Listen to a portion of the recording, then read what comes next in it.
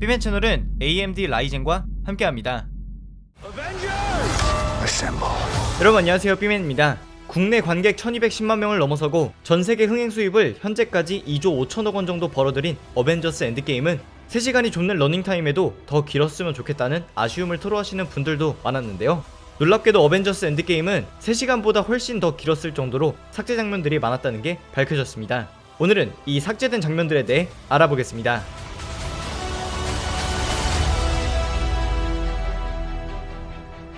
먼저 촬영이 완료되었으나 영화의 최종본에 합류하지 못한 장면들입니다.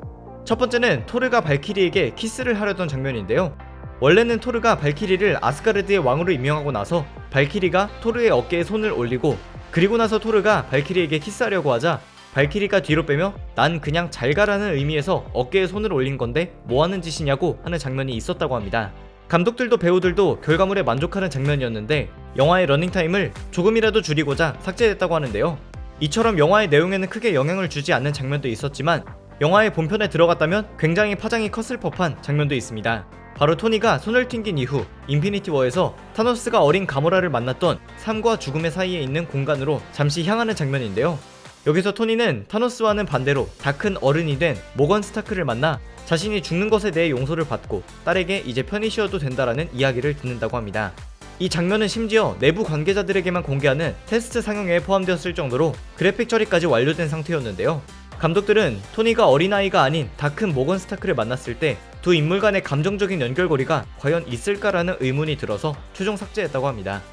그리고 촬영이 일부 진행되었으나 영화의 본편에 사용되지 않고 삭제했거나 최종 대본에 합류하지 못한 장면들도 있는데요.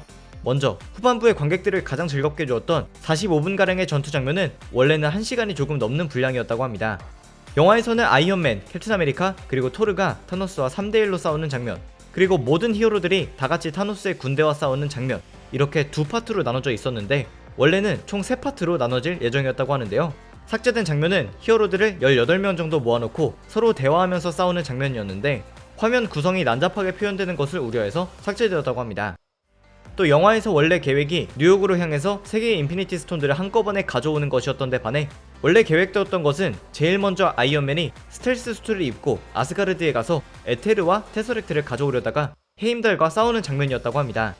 이때 몇몇 다른 히어로들은 캡틴 아메리카 윈터 솔저에 나왔던 쉴드의 트라이스켈리온을 방문해서 테서렉트를 빼내올 예정이었는데요.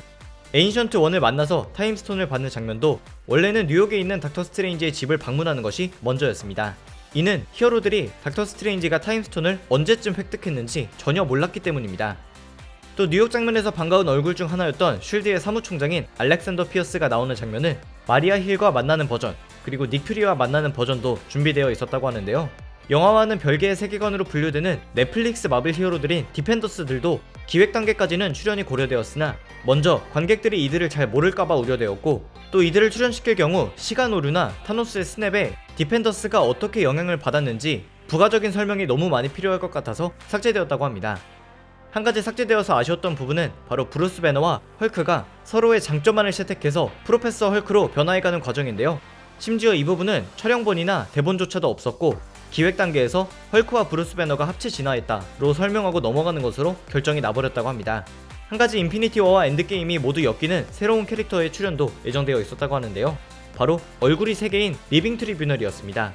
간략하게 설명하자면 우주만큼 그 존재가 오래된 리빙 트리뷰널은 다중우주의 균형이 붕괴될 위험이 닥치면 나타나서 지켜주는 거대한 휴머노이드인데요.